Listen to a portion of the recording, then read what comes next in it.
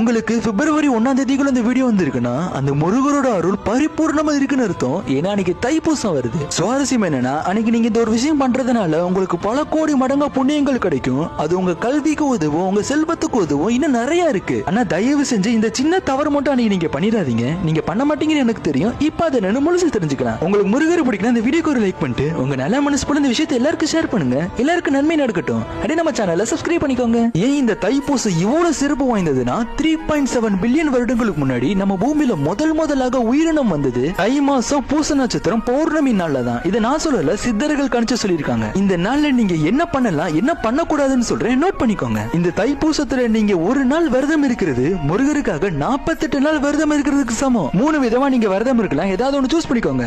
மிளகு சாப்பிட்டு விரதம் இருக்கலாம், வெறும் தண்ணி குடிச்சு விரதம் இருக்கலாம், பால் பழங்கள் சாப்பிட்டு விரதம் இருக்கலாம். இப்பதான் சுவாரஸ்யமே ஆரம்பிக்குது. இந்த நாள்ல நீங்க யாருக்காச்சும் அன்னதானம் பண்ணாலோ இல்ல கல்வி